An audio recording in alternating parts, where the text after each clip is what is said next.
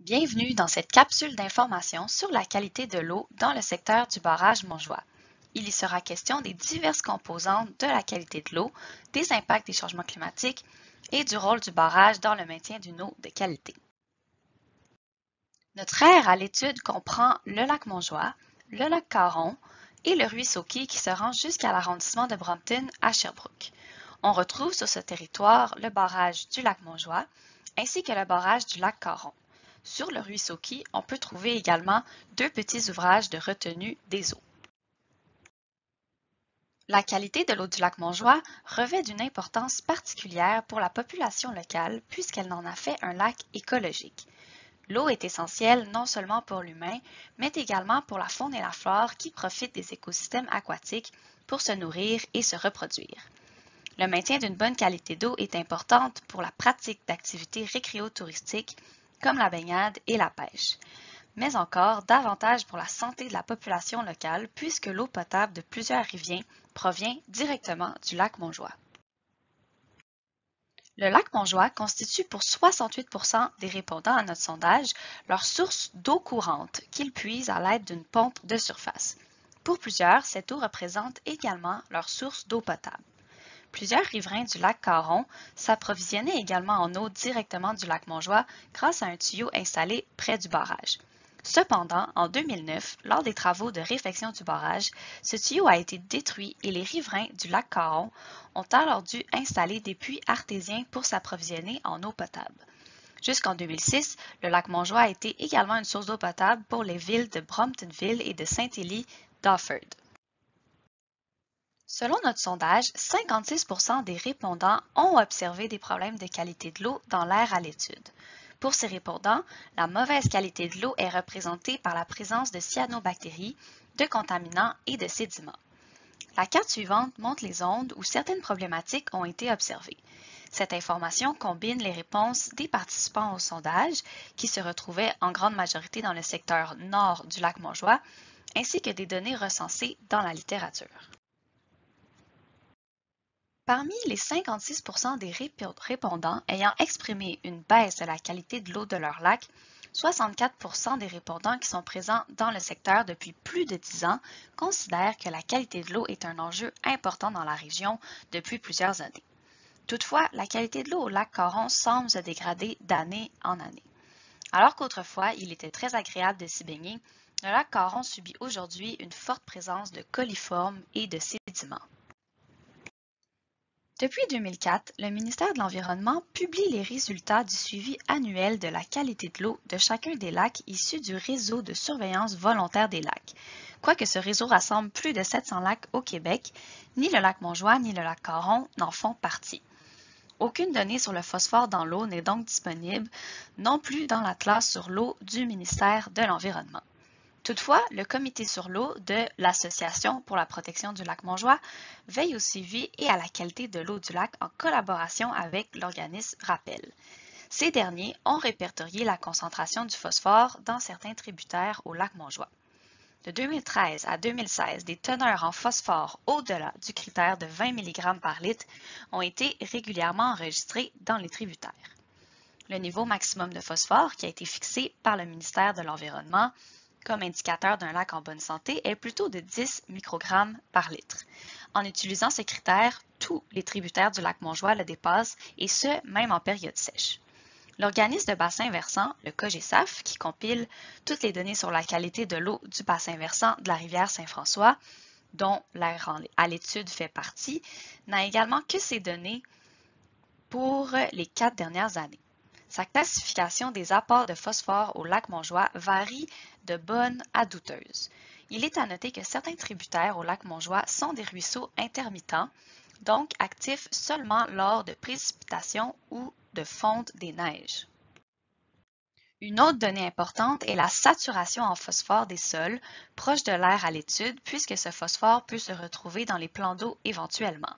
Selon les données de l'Atlas de l'eau, il n'y a aucun problème de phosphore dans les sols de l'aire à l'étude. Durant la même période de temps, soit de 2013 à 2016, la matière en suspension a également été recensée. sauf pour le ruisseau Pankert-Choquette qui se regorge d'eau lors des précipitations et où l'apport en matière en suspension y est alors particulièrement important. L'apport en matière de suspension est plutôt faible au lac Montjoie et le COGESAF a qualifié la situation de bonne sur tous les sites répertoriés. Un autre type de contaminant que l'on retrouve à l'embouchure des tributaires du lac Montjoie sont les coliformes fécaux. Pour certains tributaires, la situation est particulièrement préoccupante. Toutefois, l'origine de la contamination ne semble pas encore avoir été déterminée par l'Association pour la protection du lac Montjoie. Pour le COGESAF, la situation varie de satisfaisante à bonne selon les tributaires recensés de 2013 à 2016. Une autre source importante de dégradation de la qualité de l'eau est l'érosion des berges. L'érosion est un processus d'usure et de transformation physique des roches et des sols qui s'effectue sous l'influence du vent, de la pluie, de la glace et de l'eau en mouvement. Les matières détachées des berges s'accumulent graduellement dans les plans d'eau. L'ampleur du phénomène dépend donc du type de roche et du sol ainsi que de la force des différents facteurs d'érosion. L'érosion est un phénomène naturel, mais il est souvent aggravé par l'action humaine, tel qu'expliqué dans la capsule générale sur la qualité de l'eau. Selon notre sondage, 54% des répondants affirment subir de l'érosion sur leur propriété. De plus, 37% des répondants qui habitent le secteur depuis au moins 10 ans ont déclaré subir de l'érosion depuis au moins 10 ans sur leur propriété. Toutefois, il semblerait que le phénomène de l'érosion se soit propagé à de nouveaux sites puisque plus de 52% des participants ont observé de l'érosion seulement au cours des 10 dernières années et même des 5 dernières années. Les données de la littérature montrent que le problème de l'érosion était présent dès 1993 dans certains secteurs sur la rive nord du lac Montjoie. On peut voir sur cette carte les sites d'érosion en gris qui ont été mentionnés par les répondants à notre sondage ainsi que les sites d'érosion répertoriés dans la littérature. Les secteurs les plus touchés sont situés au nord du lac Montjoie ainsi qu'au sud-est, notamment dans l'Anse-aux-Baigneurs. Toutes les plages se trouvent dans ces secteurs, les autres rives étant plutôt rocheuses. On peut voir sur les photos que les arbres se retrouvent dans l'eau l'hiver et la pression exercée par la glace sur les rives est présente. Des signes d'érosion sont également présents dans la baie Fisette et dans la baie Fleury. Plusieurs participants au sondage ont envoyé des photos qui témoignent de la difficulté de lutter contre l'érosion sur la rive nord du lac Montjoie et ce, malgré d'importants travaux de stabilisation de la rive. On y voit le recul et la transformation graduelle de la bande riveraine durant une période de moins de 10 ans. Malgré le fait que le ministère de l'Environnement préconise le génie végétal pour stabiliser les rives à faible pente, on constate que la plantation d'arbustes n'a pas suffi sur ce terrain pour empêcher l'érosion et le recul de la rive, et ce au cours des 13 dernières années. Par ailleurs, une grande portion de la plantation s'est retrouvée dans le lac, ce qui a augmenté l'apport en phosphore et en sédiments. On peut voir ici un changement drastique de la topographie de la plage, passant d'une pente nulle à une pente de 90 degrés de plus de 1,5 m de haut. L'érosion est accentuée par les fortes vagues s'abattant sur les plages au nord-est du lac Montjoie puisqu'elles se retrouvent sous les vents dominants. Les participants au sondage ont souligné la présence de cyanobactéries, particulièrement l'été lorsque l'eau est très chaude. Toutefois, la situation ne semble pas être préoccupante pour l'instant, ni nuire aux activités aquatiques en général, même si certains épisodes plus intenses ont nécessité l'arrêt de la consommation de l'eau au lac Montjoie. Les cyanobactéries sont présentes dans la colonne d'eau sur toute l'étendue du lac Montjoie, mais les efflorescences ou les fleurs d'eau sont plus visibles dans les endroits calmes, à l'abri du vent, tant du côté des zones habitées que des zones naturelles comme la baie Fleury. La présence de cyanobactéries a également été observée au lac Caron. Dans la littérature, on décrit les épisodes d'efflorescence de cyanobactéries dès le début des années 1990 et ces épisodes couvraient l'ensemble des zones peu profondes du lac Montjoie. Le ministère de l'Environnement a publié un répertoire des plans d'eau touchés par les cyanobactéries de 2004 à 2017. Selon ces données, le lac Montjoie a subi 4 épisodes majeurs d'éclosion de cyanobactéries au cours de cette période, soit en 2006, en 2008, en 2012 et en 2013. La sédimentation a été mentionnée tant dans le sondage que dans la littérature consultée comme un enjeu de la qualité de l'eau, principalement au lac Caron et au lac Montjoie, sur la rive nord et sur la rive sud, près de l'Anse aux Baigneurs. Selon l'Association pour la protection du lac Montjoie, 80% du littoral est recouvert de sédiments, favorisant ainsi la croissance de plantes aquatiques. Ainsi, dans plusieurs zones de moins d'1 mètre de profondeur, on peut retrouver jusqu'à 8 cm d'accumulation de sédiments. L'apport de matière en suspension est largement associé aux tributaires du lac Montjoie, particulièrement lors des fortes pluies. La qualité de l'eau est évidemment beaucoup influencée par les différentes activités humaines qui prennent cours sur le territoire. On peut constater sur ces cartes que le secteur du lac Montjoie est en grande partie occupé par le milieu forestier, dont le parc national du mont Offord. La rive ouest et la majeure partie de la rive sud du lac Montjoie sont à l'état naturel et appartiennent aujourd'hui presque en totalité à la CEPAC. Les milieux humides, qui sont en rouge sur la carte de droite, sont peu nombreux sur le territoire. Les terres agricoles sont également très limitées. Les zones densément habitées se retrouvent principalement dans le secteur du lac Caron, ainsi que dans la partie sud-est du bassin versant occupé par la ville de Sherbrooke. À partir du 19e siècle, des activités agricoles, forestières et minières se développent sur le territoire.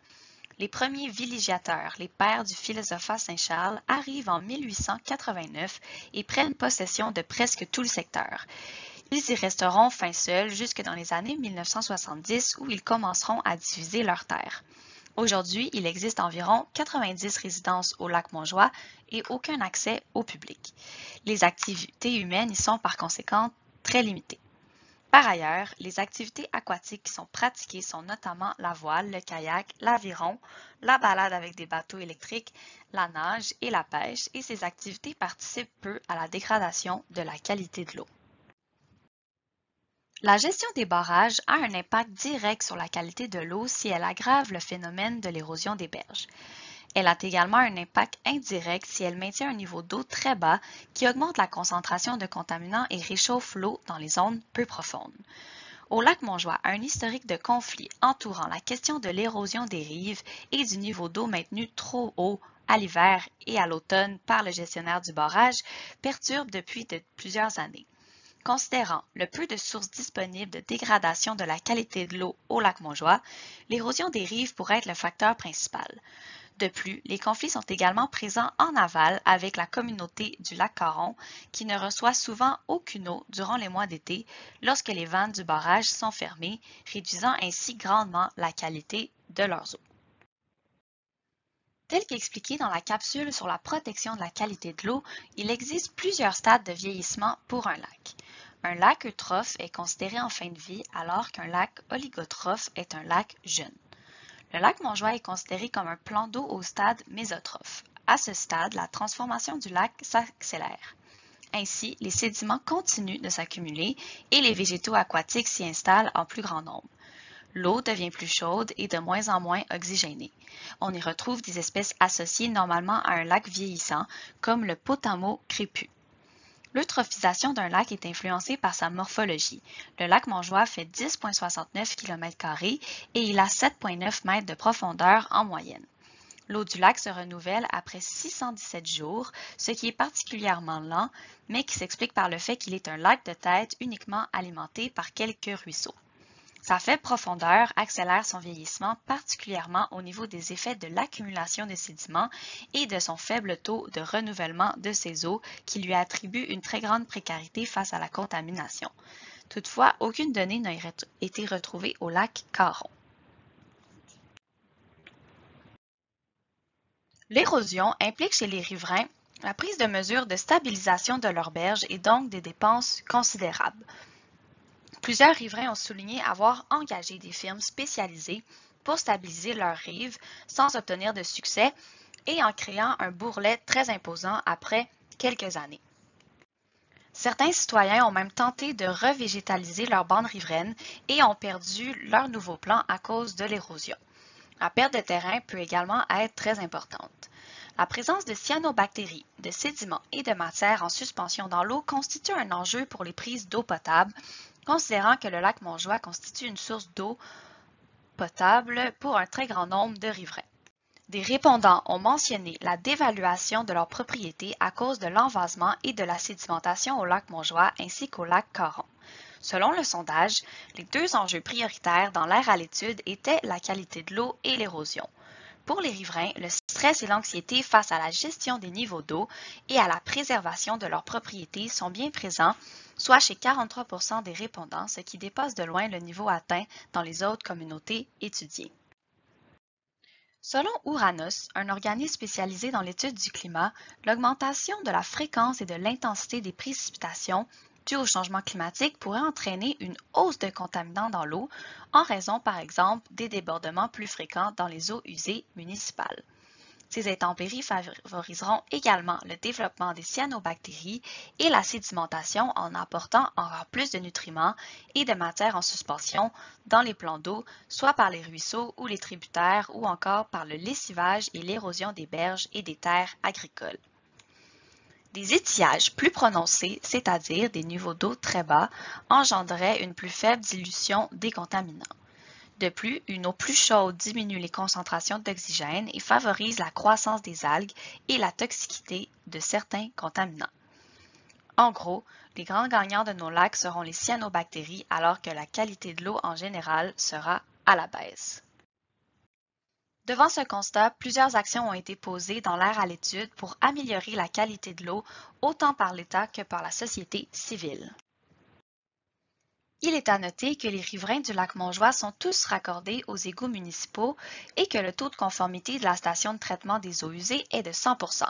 Par ailleurs, il n'y a pas d'ouvrage de survesse sur son réseau. L'importance des rejets de la station est de l'ordre de 0% selon les données du ministère de l'Environnement. Dans le but de protéger davantage ces bandes riveraines et la qualité de l'eau des lacs, la municipalité de Saint-Denis-de-Brompton a adopté une norme dans son règlement de zonage établissant que l'épandage d'engrais chimiques, d'engrais naturels, de pesticides, d'herbicides est prohibé sur une bande de 150 mètres en bordure d'un lac ou d'un cours d'eau. On voit donc sur la carte en rouge toutes les zones où l'épandage est interdit. Depuis quelques années, la municipalité de Saint-Denis-de-Brompton a entrepris de construire des bassins de rétention dans les tributaires pour ralentir leur débit et diminuer la quantité de matière organique et de phosphore entrant dans le lac Montjoie. Un bassin de rétention a aussi été aménagé dans le tributaire Pincœur-Choquette il y a quelques années, mais malheureusement, le débit imposant, lors des fortes pluies, de ce ruisseau intermittent a fait disparaître rapidement l'aménagement des pierres. Il est à noter que des travaux seront effectués à l'été 2021 au ruisseau Caron, au nord-est du lac Montjoie, pour enlever le ponçon allant de la rue jusqu'au lac et ainsi exposer le ruisseau. Des effets positifs sur la qualité de l'eau pourraient en découler si un bassin de rétention et des obstacles pour ralentir le débit du ruisseau sont également installés. Ce ruisseau est important pour le frais de l'Éperlan. Pour contrer l'érosion et protéger la qualité de l'eau, le gouvernement provincial a adopté en 1987 la politique de protection des rives du littoral et des plaines inondables. Cette politique indique qu'une bande riveraine de 10 mètres ou de 15 mètres de largeur, selon la pente du terrain, doit être maintenue sur toutes les rives du Québec. En milieu agricole, la bande riveraine est d'un minimum de 3 mètres. Cette distance est mesurée à partir de la ligne des hautes eaux. Dans le cas d'un lac dont les niveaux d'eau sont gérés par un barrage, la ligne des hautes eaux correspond au niveau d'exploitation maximale du barrage. Cette cote est actuellement établie à 273,7 mètres pour le barrage Montjoie. Il est à noter que le 273 mètres est conforme au système canadien de référence altimétrique de 1928, utilisé pour les barrages et correspond à la valeur de 100,10 utilisée par le gestionnaire du barrage Montjoie dans son plan de gestion. La MRC du Val-Saint-François a intégré la politique provinciale dans son schéma d'aménagement et la municipalité de Saint-Denis-de-Brompton dans son règlement de zonage. Toutefois, la municipalité de Saint-Denis-de-Brompton précise que le riverain a l'obligation de stabiliser sa rive.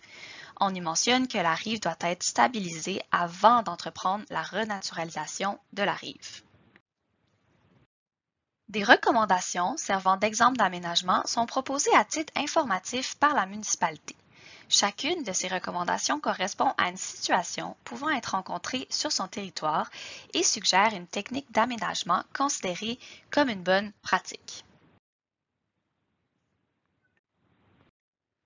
À partir de 1975, une campagne pour le retrait volontaire des embarcations à essence a débuté.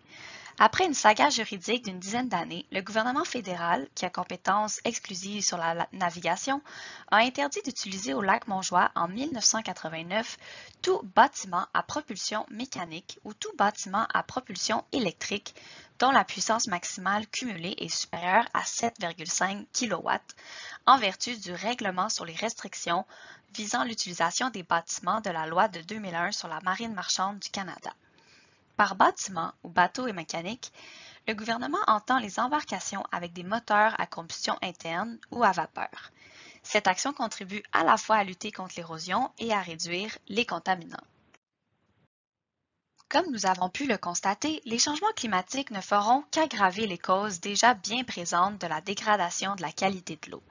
Par ailleurs, la gestion des barrages fait partie intégrante de ces causes en augmentant l'érosion des berges avec des niveaux d'eau élevés et en concentration des contaminants avec des niveaux d'eau maintenus bas.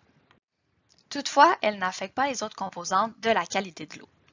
Considérant les changements climatiques et les préoccupations des communautés locales, une gestion adaptive et intégrée du barrage devrait par conséquent considérer l'érosion des rives lors de l'établissement de ces cotes d'exploitation. Pour les autres composantes de la qualité de l'eau, ainsi que pour compléter l'action des barrages, des plans de gestion particuliers pouvant s'inspirer des actions déjà posées ou d'initiatives innovantes devraient être établis pour minimiser les impacts des changements climatiques. Le projet Acclimatons-nous compte sur le soutien financier de plusieurs partenaires gouvernementaux, municipaux, académiques et communautaires. Pour de plus amples informations sur le projet, nous vous invitons à naviguer sur notre site web et à consulter les différentes capsules d'information. Vous pouvez également nous faire parvenir vos commentaires en nous écrivant à l'adresse acclimatons-nous@commercial-usherbrooke.ca. Merci et au plaisir de vous revoir sur notre site web ou en personne.